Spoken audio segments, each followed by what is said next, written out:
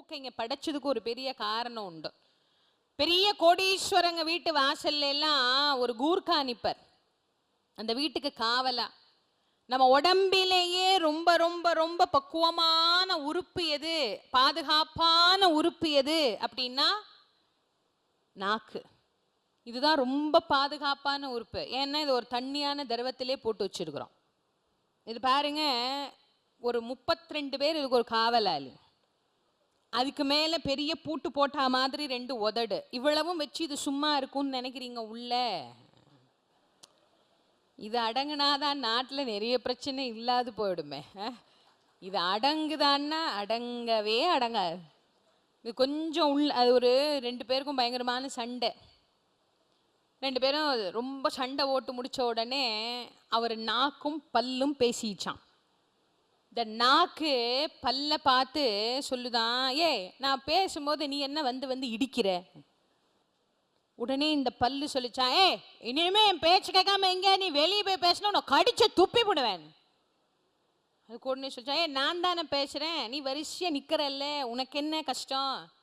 ஆமா, நீ பாட்டுக்கு பேசிட்டு போயிருவேன், உன்கிட்ட திட்டு வாங்குறவன் திருப்பி என்ன உன்னையா திட்டுறான், பார்த்து பேசிட்டா இல்லைன்னா பல்ல தட்டிடுவேங்கிறான்.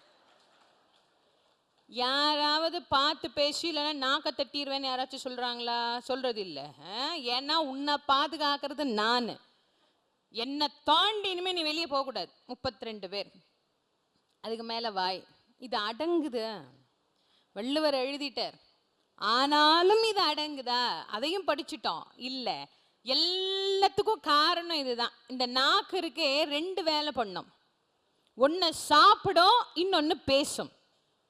ஞானேந்திரியத்திலேயும் நாக்கு வரும், கண்மேந்திரியத்திலேயும் நாக்கு வரும். 36 தத்துவங்கள்ல ஒண்ணு ஞானேந்திரியம், கண்மேந்திரியம். அறிவு உள்ள பகுதி, அறிவு அற்ற பகுதி. அறிவுள்ள பகுதியிலையும் நாக்கு வரும், அறிவு இல்லாத பகுதியிலையும் நாக்கு வரும். அறிவுள்ள நாக்கு சாப்பிடும், அறிவில்லாத நாக்கு பேசும். உங்களுக்கு ஒரு சந்தேகம் வருது இல்லை, இந்த அம்மா சரியா தான் சொல்றாங்களா, கொஞ்சம் மாத்தி சொல்ற மாதிரி தெரியுதேன்னு? நான் ரொம்ப சரியா சொல்றேன். அறிவுள்ள நாக்கு சாப்பிடும், அறிவு இல்லாத நாக்கு பேசும். சாப்பிட்ற நாக்குக்கு தாங்க அறிவு உண்டு. ஞானேந்திரியத்தில் வருகிற நாக்கு சாப்பிட்ற நாக்கு, அதுக்கு அறிவு உண்டு. ஏன்? எல்லாத்தையும் இது சாப்பிடுதா? இல்லை, ஆனா எல்லாத்தையும் பேசுதே. முதல் நாள் சொல்லி இவர் பெரிய உத்தமர், இவரால் தான் இந்த உலகம் வாழுது, இவர் இல்லைன்னா உலகம் இல்லை, இவர் இல்லைன்னா மக்கள் இல்லை, இவர் இல்லைன்னா நாடு இல்லை, இவர் இல்லைன்னா நகரம் இல்லை, இவர்தான் மக்கள், இவர்தான் நாடு, இவர்தான் நகரம், எல்லாம் பேசும். ஒரு 4 பொட்டி அந்த பக்கமா போச்சுன்னா மறுநாள் வந்து பேசி இவரை மாதிரி அயோக்கியன் உலகத்துல ஒத்துரும் கிடையாது. இந்த நாக்குக்கு கொஞ்சமாவது அறிவு இருந்தா அது யோசிக்கும். இல்லை, நேத்தி தானே அந்த பேச்சு பேசணும், இன்னைக்கு மறுபடியும் மாத்தி பேசலாமான்னு யோசிக்கும். இல்லை, யோசிக்கிறது கிடையாது. ஏன்னா அதுக்கு அறிவு கிடையாது. அறிவில்லாத நாக்கு எதை வேண்டுமானாலும் பேசிவிடும்.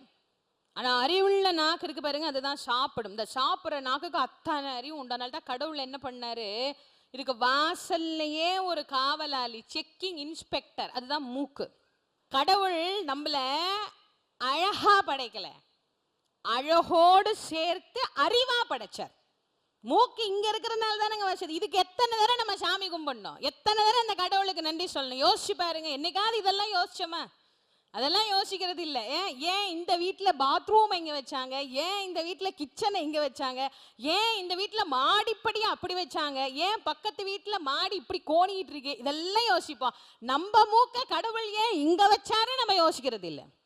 கடவுள் வச்சாரு இல்ல, அதுக்கு கடவுளுக்கு நன்றி சொல்லணும் இல்ல. இது உள்ள போகும்போது இது காட்டி கொடுக்குது இல்ல. அப்போ இந்த நாக்கை என்ன பண்ணுது, பாதுகாக்குது.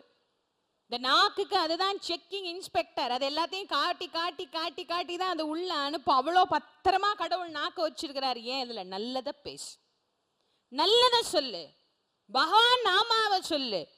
நம்மளை சுத்தி இருக்கிற 4 பேருக்கும் நம்மளை பிடிக்கல, அப்புறம் எதுக்கு நம்ம வாழணும்?